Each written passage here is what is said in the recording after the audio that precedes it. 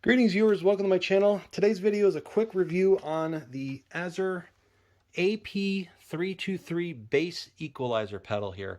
I've seen a couple videos online about this and I figured, why not? Give it a try. I've never owned an EQ pedal before for my guitar rig, and I have a very nice effects pedal rig behind the speaker here. It's all Digitech X series, but I don't have an EQ. And I have a Music Man Stingray double humbucker here, and this bass has a lot of low end, and it's because it has humbuckers. And I've wanted to try and get a little bit more brightness from it without having to max out my 2-band EQ that's built into it. And that's kind of the reason why I bought this EQ. And even before that, I had bought the Pure Boost AP-304. I'm going to do a separate video on that. That particular pedal, these are very inexpensive pedals, only about $25, maybe $30 tops on Amazon, and they sound great for the price. And the EQ here, what I'm going to try to, I really want to see how it interacts with the bass and the amplifier. I'll have to try my different amps, but this is a good analog. I'm running a PV Basic 112. It's a good size, small venue practice amp, and right now the EQ is flat.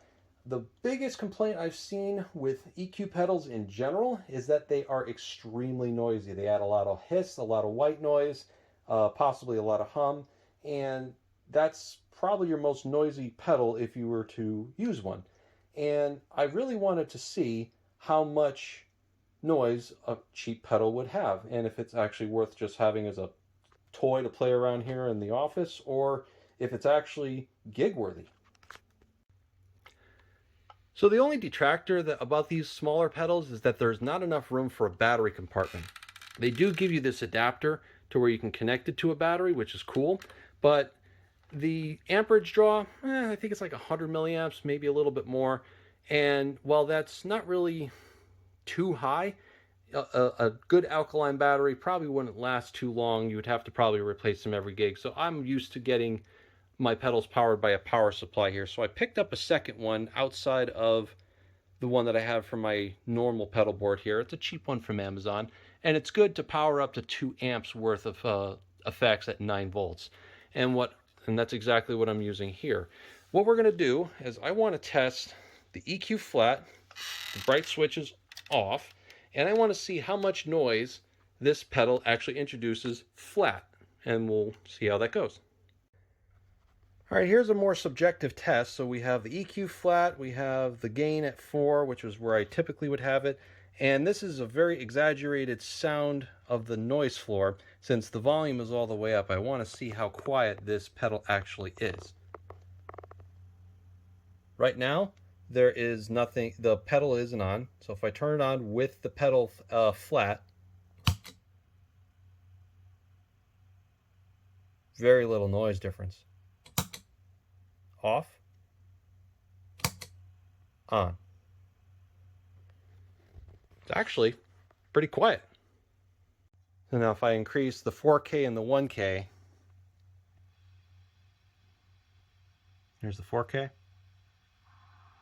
1K. So you add a little bit more noise. But let's do a more realistic setup here. Let's turn this down to like 3.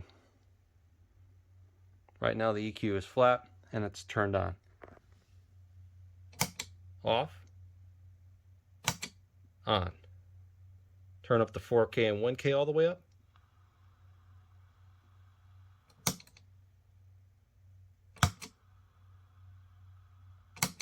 That's typical of any EQ, but considering if I did something a little bit more modest, nowhere near as bad. This pedal is actually very quiet.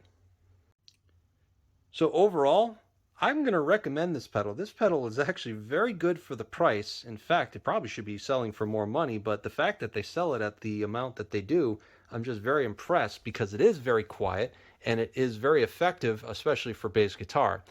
I kind of would like to have more EQ bands. It's not an MXR brand pedal, but for the price, you cannot beat it. I'm actually very happy with this purchase. So if any questions, please let me know. But thanks for watching.